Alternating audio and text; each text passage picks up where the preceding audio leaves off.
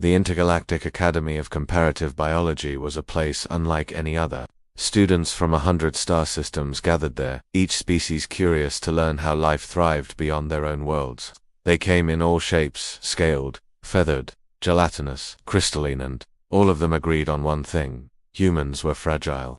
The lecture hall glowed in soft ultraviolet light, tailored for the insectoid majority of that year's class. At the center podium, Professor Kethrix, a towering, feather-crested scholar from the world of Aerence, spoke with authority, his crest feathers flaring for emphasis. "Today," Kethrix announced, "we will discuss environmental limitations. You will learn which atmospheres and climates can be tolerated by which species. As an example, let us examine the Terrans, otherwise known as humans." Dozens of alien eyes turned toward the single human student in the room, Elias Mercer, a young man from Earth. He sat calmly among his classmates, tapping his fingers on the desk. He was used to being singled out. Kethrix continued, projecting data onto the hovering holoscreens. Humans are ill-suited for extreme climates. Their soft tissue freezes easily. Their internal fluids solidify at relatively high temperatures compared to most hardy species. They lack fur, scales, or exoskeletons. Their survival in cold environments depends entirely on external technology: shelters, heaters, specialized clothing. A wave of chittering laughter spread through the insectoid students. Others hissed or clicked in amusement. To them, the idea of a species so unequipped sounded absurd. One reptilian student raised his claw. "Professor, are you saying a human would die if exposed to our homeworld's Arctic winds? Even the hatchling?" "Yes," Kethrix said, feathers bobbing. "Without technology, a human would perish quickly." He paused dramatically. "Some reports suggest minutes, perhaps an hour, depending on the severity of the cold." All eyes turned to Elias again. Some looked pitying, others smug. One jelly-like student rippled its membrane in mock sympathy. Elias only smirked. "Excuse me, Professor," Elias said, his voice steady but casual. "That's not entirely true." Kethrix's crest stiffened. "Not true?" Elias shrugged. "We've survived ice ages. We've crossed frozen tundras with nothing but fur clothing and fire. Cold is dangerous, sure, but it doesn't mean we fold over and die." The room fell into silence, broken only by the clicking of a few curious mandibles. Kethrix tilted his head, feathers rustling in skepticism. "Interesting claim, Mr. Mercer. Perhaps we should put it to the test." Within moments the class buzzed with excitement. A practical experiment was always more entertaining than lectures. The alien students whispered in their native tongues, anticipating the inevitable humiliation of the lone human. Kethrix tapped the console. "Very well. For our field exercise tomorrow, we will travel to Borealis Station, where the climate dome simulates subarctic conditions. Each student will observe, record, and endure the test themselves. Mr. Mercer, you will demonstrate whether your species can truly endure the cold without advanced equipment." The lecture ended amid a storm of anticipation. The storm outside the Borealis dome intensified. Winds howled like living creatures, rattling against the reinforced barriers. Snow whipped across the plain in chaotic spirals. But within the crude shelter Elias had built around his fire, the human rested as though he were at home in his own bed. The alien students gathered in a semicircle, their body language a mixture of disbelief and unease. The fire's glow reflected off crystalline carapaces and glistening membranes. Some shielded their eyes. Others leaned closer, curious, despite their instincts, to fear the flames. "He cannot be sleeping," muttered a reptilian student, his scales vibrating in agitation. "No creature sleeps in a death zone, but he is," whispered a feathered avian. Her talons clutched tight around a data tablet. "His heart rate has slowed. His breathing is steady. He trusts the fire." Professor Kethrix stood apart, feathers bristling with every crackle of the flames. His crest flared and flattened as he watched. "Primitive," he scoffed aloud, though there was unease in his voice. "Any species could survive with proper tools. But he isn't using proper tools." The avian countered softly. "He is using sticks and sparks." The students grew restless as their 30 minutes of exposure neared completion. Most of them were already struggling, shivering, stiffening, or secreting insulating fluids. They longed for the safety of the heated dome where artificial warmth and comfort awaited. Yet Elias remained. When the 30-minute mark was reached, Kethrix ordered the students back inside. They obeyed, rushing for the safety of the dome with visible relief. But Elias did not follow. He waved them off, muttering through half-lidded eyes, "I'll stay out a little longer." Inside the observation room, The alien students pressed their faces or equivalent sensory organs against the glass as they monitored the human. They watched him adjust the fire, add more wood, and curl beside it once more. Hours passed. The alien observers rotated in shifts, unable to pull themselves away from the spectacle. With every passing hour, their disbelief grew. At one point, a gelatinous student quivered nervously. "Professor, if we left him out there until dawn, he would die." "Yes." Kethrix hesitated. His crest twitched. "In theory, yes. The human body cannot endure such prolonged exposure without consequence." But as dawn approached, Elias stirred awake. He rose slowly, stretched, and breathed deeply of the icy air. His cheeks were flushed, his breath visible, but his eyes gleamed with alertness. He wasn't frostbitten, he wasn't shivering uncontrollably. He wasn't broken, he was alive, and more than that, he was comfortable. Stepping back toward the observation dome, Elias kicked snow over the embers of his fire to extinguish it. The alien students recoiled as the last hiss of smoke curled into the sky. To them, it looked as if he were dismissing a god. When the airlock opened, silence filled the observation chamber. Dozens of eyes, lenses, and sensory frills turned toward him. He simply dusted snow from his coat and said with casual cheer, "Morning already." Slept like a baby. The silence broke into murmurs, then arguments, then frantic debate. The lesson they had been taught, that humans could not endure the cold, had been shattered in a single night.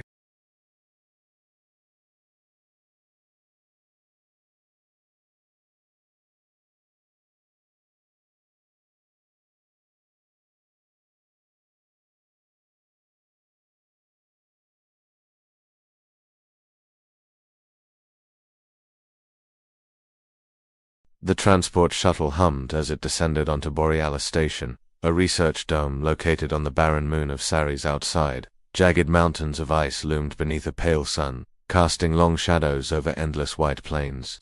The dome's climate was carefully controlled to simulate an Arctic storm, biting winds, sub-zero temperatures, and snow that never melted. For most alien students, it was a controlled challenge. For Elias, it was home turf. The class disembarked, bundled in their species equivalent of protective gear. The insectoids clicked in annoyance as frost clung to their carapaces. The reptilians adjusted heat coils along their spines. Even the gelatinous students quivered uneasily as the cold slowed their movements. And then there was Elias. The human stood there in nothing more than layered fabric, clothing thick but far from advanced. No powered heaters, no environmental shields, just boots, gloves, a heavy coat, and a wool cap pulled low over his ears. "Is this all you brought?" hissed one scaled student, his breath puffing mist. Elias gave him a half smile. "More than enough." Professor Kethrix raised a clawed hand for silence. "Students, your task today is observation. Each of you will endure 30 minutes outside, then retreat to the shelter for recovery. Meanwhile, you will observe Mr. Mercer attempting to survive. Without technological support." The doors opened, and the storm howled and wind cut across the plain like knives, carrying with it shards of frozen snow. Visibility dropped to a mere few meters. The class shivered, many students immediately huddling together for warmth, but Elias stepped forward with calm determination. He scouted the area, eyes scanning for what he needed. Snow crunched under his boots as he moved toward a cluster of jagged rocks half buried in ice. Dropping to one knee, he brushed away the snow, revealing brittle wind-dried wood that the station maintainers had left for realism. He collected it in his arms, carried it to a sheltered spot, and began arranging it with practiced hands. The alien students watched in fascination. "What is he doing?" whispered a crystalline student, their body glinting faintly in the pale light. "Constructing some kind of nest," guessed another. "No," Elias said aloud, not even glancing up. "I'm building a fire." He pulled a small flint striker from his pocket, a tool so simple, it barely qualified as technology. Kneeling low, he struck sparks into the kindling. The first few attempts fizzled, but then, with a faint hiss, a spark caught, a fragile flame flickered, grew, and soon the wood crackled under the orange glow of firelight. Gasps rippled through the group. Some aliens recoiled, an instinctive fear. Fire was an element many species considered dangerous. Uncontrary. To them, it was a weapon. A disaster, but to Elias it was warmth. He added more wood, steadying the flame into a controlled blaze. Then he sat beside it, stretching out his hands as if this were the most natural thing in the universe. His breath formed clouds in the cold air, but his body was relaxed. The students stared. For them, surviving cold meant relying on heated suits or energy shields. The idea of conjuring warmth from mere friction and wood seemed primitive, and impossibly clever. Kethrix tilted his head, feathers bristling with unease. Fascinating, he muttered. The human bends one danger to counter another. Minutes passed. The aliens shifted uncomfortably in the cold, their bodies protesting despite their gear. Meanwhile, Elias sat calmly by the fire, the orange light reflecting in his eyes. He even leaned back, pulled his cap lower, and muttered, "Perfect night for some sleep." Then, to their astonishment, he lay down beside the fire, pulled his coat tighter, and closed his eyes. The human wasn't just surviving the cold, he was sleeping in it. Professor Kethrix tried to regain control of the classroom the following day, but the air was thick with doubt. The students no longer whispered about the fragility of humans, they whispered about the impossibility of what they had witnessed. The avian student with the data tablet raised her talon. "Professor, my readings show his body temperature barely dropped at all. His heart rate adjusted naturally, as though he was adapted to the cold." "That is not possible," Kethrix snapped, his feathers rattling. "Humans are biologically incapable of withstanding such extremes." Elias leaned casually in his chair, sipping from a steaming mug of something dark. Coffee, he had called it, though most of the aliens recoiled at the bitter scent. "Maybe your data isn't wrong," Elias said, smiling faintly. "Maybe your assumptions are." Gasps fluttered across the room. Few dared to challenge a professor. But Elias was not from their world, nor bound by their hierarchy. Kethrix's crest flared in irritation. "Explain yourself." Elias set his mug down. His voice was calm, but each word carried weight. "Humans aren't built to thrive in extreme cold, that's true, but we're built to adapt. We don't have claws, or scales, or natural insulation. What we have is creativity and stubbornness. We make tools, we learn to use fire, we survive where we shouldn't." He leaned forward, eyes locking with the professor's. "And the more impossible the environment, the harder we fight to endure it." The crystalline student clicked softly, their body refracting the classroom light. "So you're saying, fragility is your strength?" Elias chuckled. "Something like that. Fragility forces us to find solutions, forces us to outthink nature itself." The students murmured, exchanging looks. Many had been raised to believe superiority came from physical resilience, natural weaponry, or biological dominance. The concept of weakness as strength unsettled them. Kethrix bristled. "Nonsense. Fire is a hazard, not a solution. No advanced species relies on such primitive means." "Maybe not," Elias replied, "but last night, I was warm, and I was alive." He sipped his coffee again. "That's all that matters." The room fell into silence. Even the ever-chattering insectoids were still. For the rest of the lecture, students continued asking questions not to the professor, but to Elias. How did humans endure deserts? How did they survive oceans, mountains, plagues, and wars? Elias answered each one with a mixture of honesty and humor. He told them about explorers who trekked across frozen Siberia, about Inuit who mastered life in the Arctic, about climbers who scaled Everest in thin air where machines failed. By the end of class, many of the alien students looked at him not with pity, but with awe. When the session ended, Kethrix dismissed the group brusquely, feathers quivering with barely suppressed frustration. As the students filed out, Elias stayed behind for a moment. "You wanted to prove me wrong," Elias said quietly to the professor. "But maybe you just learned something new." Kethrix turned away sharply, but his crest flattened in reluctant thought. For the first time, he wasn't sure of his own lesson. Word of Ilias's night in the cold spread faster than any official report. Within a day, stories had circulated across the academy's multiple domes. The insectoid students whispered in their clicking tongue, the soft-skinned human tamed fire and slept in deathwind.